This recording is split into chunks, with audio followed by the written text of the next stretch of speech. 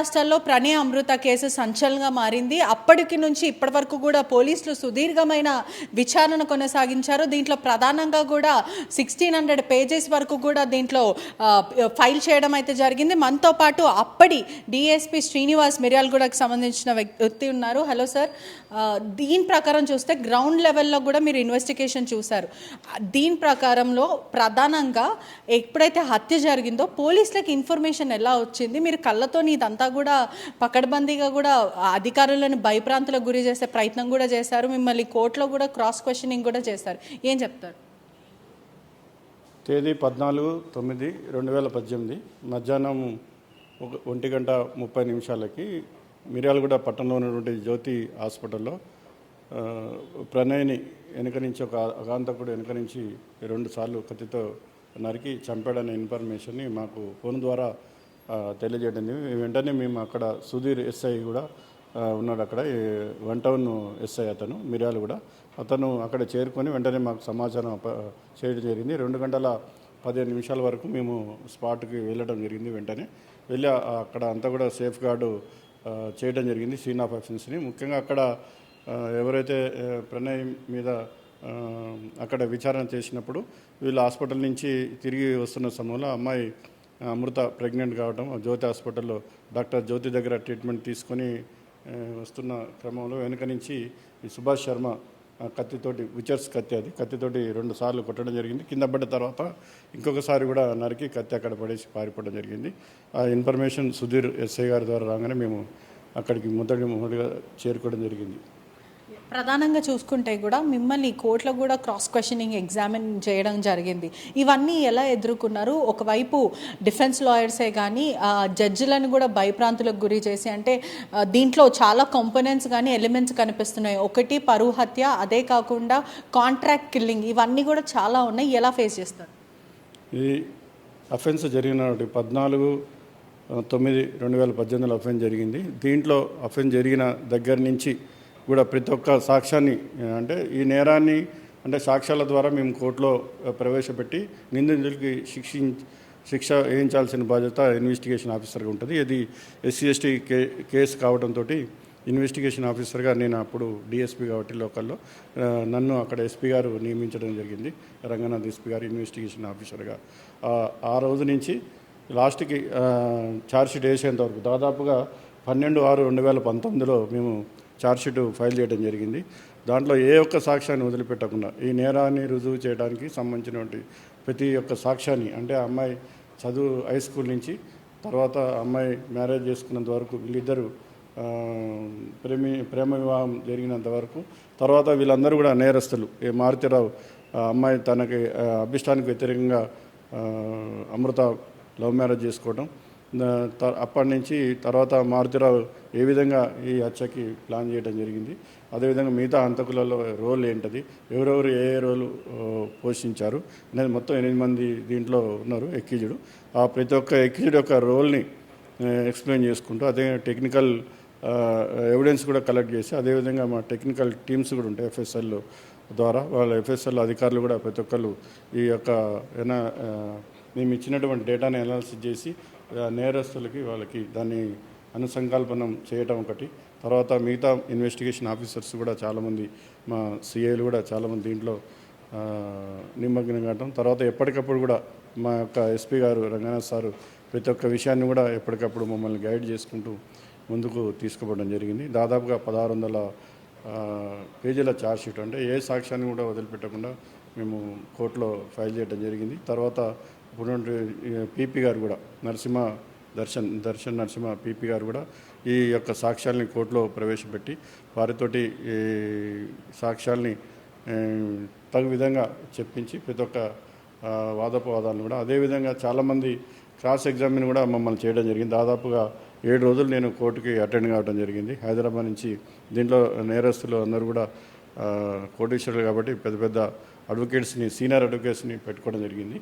వాళ్ళందరూ కూడా చాలా క్రాస్ ఎగ్జామిన్ చేయడం, వాళ్ళన్నింటినీ కూడా తట్టుకొని మేము ఏ విధంగా అయితే ఛార్జ్షీట్ వేశానో నా ఇన్వెస్టిగేషన్ మొత్తం కూడా నేను ప్రజెంట్ చేయడం జరిగింది. మరో విషయం కూడా, ఏదైతే క్రాస్ ఎగ్జామినేషన్ టైంలో కానీ ఒకవైపు లాయర్సే కానీ లేదంటే పొలిటీషియన్ కానీ మొత్తం మీద కూడా మ్యానిపులేట్ చేసే ప్రయత్నం చేశారు. దీంట్లో ప్రధానంగా జడ్జిలను కూడా భయప్రాంతులకు గురి చేశారు. ఇన్వెస్టిగేషన్ ఆఫీసర్స్ మీరైనా సరే లేకపోతే రంగనాథ్ గారు అయినా సరే మీ అందరినీ కూడా భయప్రాంతులకు గురి చేసి దీని తీవ్రతను తగ్గించే ప్రయత్నం చేశారనేది ఒక వార్త. ఏం చెప్తారు? అంటే ఇది జడ్జిల్ని ప్రభావితం చేయటం, భయభ్రాంతులకు గురి చేయటం అనేది అది ఎట్టి పరిస్థితుల్లో జరగదు. ఈ కేసే కాదు, ఏ కేసులో కూడా ఆ సిస్టమ్ అనేది మన దగ్గర లేదు. సరే, ఇన్వెస్టిగేటింగ్ ఆఫీసర్గా మేము ఏదైతే ఉన్నామో మేము సివిల్ ఎంప్లాయీస్ కాబట్టి, పోలీస్ డిపార్ట్మెంట్ కాబట్టి అనేక రకాలుగా నేరస్తులు, ఇదే కేసు కాదు ఏ కేసులో కూడా నేరస్తులు ఇన్వెస్టిగేషన్ పక్కదోవ పట్టడానికి పోలీసుల అధికారుల మీద వారికి ఉన్నటువంటి అనేక ధనమైన రాజకీయ కానీ ఇతర పలుకుడుని ఉపయోగించడానికి ప్రయత్నం చేయడం అనేది జరుగుతుంది. వాటిని అన్నింటినీ కూడా వెరవకుండా ఇది చాలా ప్రెస్టేజ్గా తీసుకొని మేము కేసులో ప్రతి ఒక్క సాక్ష్యాన్ని కూడా తీసుకొచ్చి మేము ఈ కేసుని ఎట్లయినా మా మీద వాళ్ళు ప్రణయ్ కుటుంబ సభ్యులు అదేవిధంగా అమృత మా మీద ఒక నమ్మకాన్ని పెట్టుకున్నారు. వాళ్ళు చట్ట ప్రకారంగా శిక్ష వేయించాలని ఆ నమ్మకాన్ని మేము నిజం చేయడానికి ఎవరు కూడా బెదరకుండా ఇన్వెస్టిగేషన్ కంప్లీట్ చేసి వాళ్ళకి శిక్ష పడే విధంగా చేయడం జరిగింది. ఈ హత్య పరువు హానర్ కిల్లింగ్ జరగక ముందు కూడా క్లియర్గా చూస్తే కూడా మీరు పిలిచారు, మారుతీరావుని కౌన్సిలింగ్ ఇవ్వడం జరిగింది, దాని గురించి విచారించారంటే ఏం జరుగుతుంది అని గతంలో హైడ్రా కమిషనర్ ఇప్పుడు రంగనాథ్ గారు అప్పుడు మాట్లాడడం కూడా జరిగింది. అప్పుడు మీరు ఏమాత్రం మీరు సెన్స్ చేయలేకపోయారా? ఎటువంటి అయితే గందరగోళాలు జరుగుతున్నాయి, ఇటువంటి హత్య జరుగుతుందని మీరు ఏమాత్రం ఊహించలేదా? మారుతీరావు అభిష్టానికి వ్యతిరేకంగా అమృత మ్యారేజ్ చేసుకున్నదో వేరే కులస్తులని, దాంతో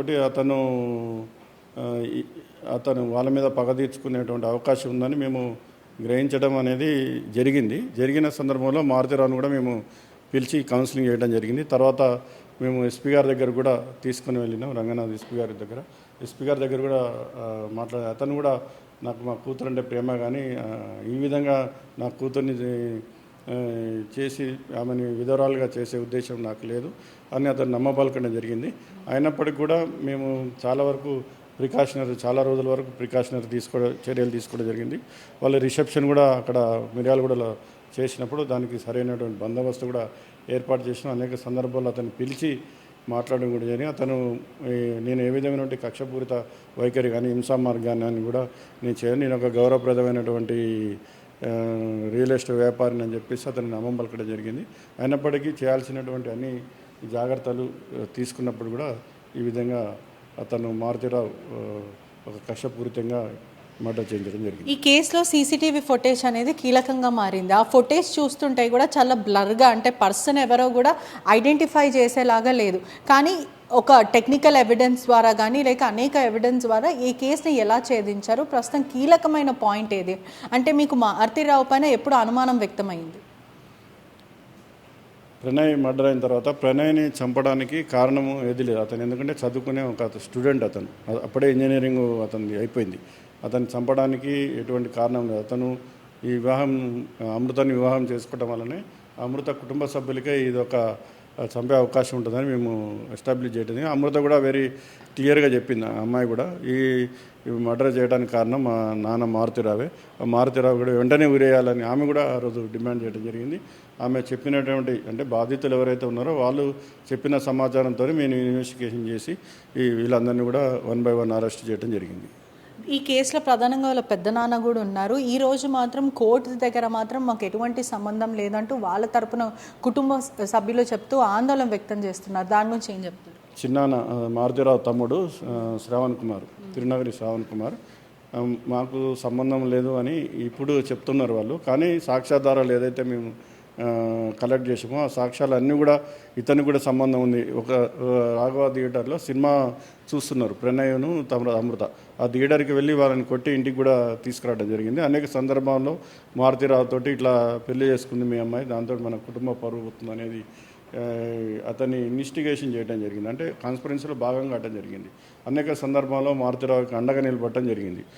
కాబట్టి ఈ సాక్ష్యాలన్నీ కూడా అతని మీద కూడా నేరాన్ని నిరూపిస్తున్నాయి. కాబట్టి అతను కూడా దీంట్లో ఉన్నాడని మేము భావించి ఛార్జ్షీట్ వేయడం జరిగింది.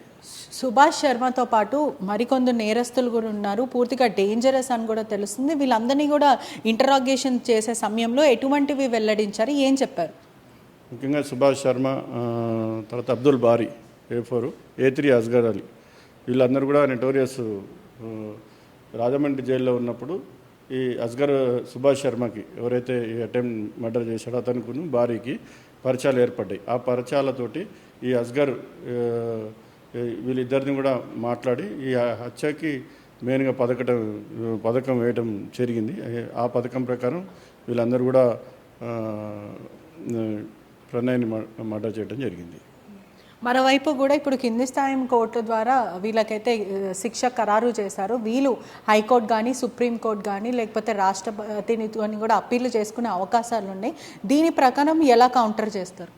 అప్పీల్ చేసుకునే అధికారం వాళ్ళకు ఉన్నది, కానీ అప్పీల్కి వెళ్ళినప్పటికి కూడా పూర్తి సాక్ష్యాధారాలు అంటే దీంట్లో విట్నెస్లు రకరకాల తర్వాత టెక్నికల్ సాక్ష్యాలు అన్నీ ఉన్నాయి కాబట్టి ఆ అప్పీల్ వెళ్ళినా కూడా మన ప్రభుత్వం తరపున మేము కూడా అంటే మా పీపీ గారు కూడా ఉంటారు. ఈ ఏదైతే కింద కోర్టులో వేసినటువంటి శిక్ష ఏదైతే ఉందో SC/ST కోర్టు అదే కన్ఫర్మ్ అయ్యే విధంగా మేము పై కోర్టులో కూడా వాదించడం జరుగుతుంది. తెలంగాణ రాష్ట్ర ప్రభుత్వం దీన్ని చాలా ప్రెస్టేజ్గా ఈ కేసుని తీసుకుంది. ఏదైతే హానర్ కిల్లింగ్స్ అనేవి జరగకూడదు అంటూ పోలీసులు చేసిన కృషికి కూడా ఇప్పుడు అందరు కూడా సూపర్ పోలీస్ అంటూ చెప్పుకొని వస్తున్నారు. చాలా ఛాలెంజింగ్ అనిపించిందా మీ కెరియర్లో ఇటువంటి కేసు? ఎటువంటివి ప్రోన్స్ అండ్ కాన్స్ కూడా ఉంటాయి ఖచ్చితంగా, ఏమనిపించింది? తప్పకుండా ఒక సీనియర్ పోలీసు అధికారిగా ఇది నా యొక్క సామాజిక బాధ్యత కూడా నేను ఫీల్ ఒక పౌరుని, సమాజంలో ఒక పౌరుని, పోలీస్ తర్వాత అయినా నేను అయితే ఈ సమాజంలో ఇటువంటి పరువు హత్యలు ఏవైతే జరిగినాయో దాన్ని ఖండించాల్సిన బాధ్యత, అటువంటి సంఘటనలు జరగకుండా చూడాల్సిన బాధ్యత ప్రతి పౌరుని యొక్క విధి. ప్రజాస్వామ్య ఉన్నటువంటి అందరు కూడా బాధ్యత అది. కాబట్టి ఆ బాధ్యతతో పరంగా నేను అక్కడ ఒక పోలీస్ అధికారిగా నేను మిర్యాలగూడలో ఉన్నా కాబట్టి ఈ కేసు ఇన్వెస్టిగేషన్ ఆఫీసర్ కాబట్టి మొత్తాన్ని మేము ఒక ప్రతిష్టాత్మకంగా తీసుకొని ఇటువంటి నేరాలకి శిక్ష ద్వారానే అడ్డుకట్టేయాలి అని చెప్పేసి ఈ శిక్ష వేయటంలో మాకు కూడా చాలా ఆనందంగా ఉంది, గర్వంగా ఉంది. ఒక పరీక్షా సమయం మాకు ఇది. ఈ మర్డర్ కేసు అనేది ఒక పరీక్ష సమయం. ఆ పరీక్షను మేము ఫలప్రదంగా అనేక ఒడిదొడుకులు ఎదుర్కొని మేము గెలవడం జరిగింది. మా యొక్క ఫలితానికి ఈరోజు శిక్షనే సాక్ష్యం. కులం పేరుతో విర్రవీగిపోయే వాళ్ళకి ఇది ఒక చెంపదెబ్బ సమాధానమనే చెప్పొచ్చు. ఎవరైనా సరే తప్పు చేసిన వాళ్ళు చట్టం దృష్టి